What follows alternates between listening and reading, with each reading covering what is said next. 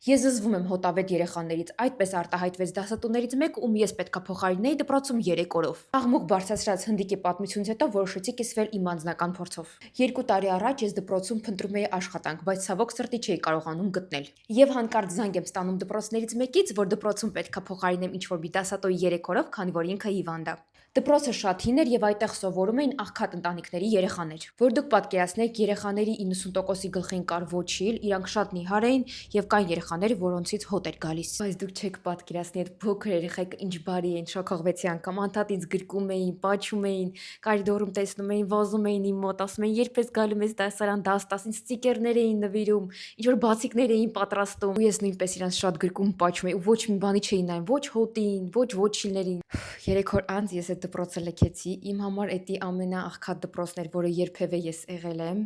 բայց իմ սրտում ամենահարուստ դպրոցն էր, որովհետև ես չէի կարողանում տեից գնալ, ես լացելով եմ այդտեղից դուրս եկել։ Իսկ այն դասատուն, ում ես փոխարինում էի, եկավ ասեց,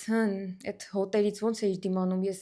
օրեր եմ հաշվում, երբ պայմանագիրս պրծնելու, որ ես գնամ։ Ես մենակ մի բան ասեցի, թե ինքը ինչ անշնորհակալ ու անմակարդակ մարդ է։ Գիտեք, կարևոր չի սոցիալական վիճակը կամ ազգությունը, ամենակարևորը սիրել, հարգել ու չվիրավորել մարդկանց։ Հենց դա է տարբերում առողջ մտածելակերպ ունեցող մարդկանց։ Ես ինքս էմիգրանտ եմ եւ աշխատում եմ Թայլանդում ու երբեք չէի ցանկանա, որ թայլանդացիներ ինձ ատային կամ զզվեին ինձանից։ Ուստի եկեք լինենք բարի միմյանց հանդեպ։ Իսկ դու միացիր իմեջին, որպեսզի ավելի շատ պատմություններ իմանաս Թայլանդի մասին։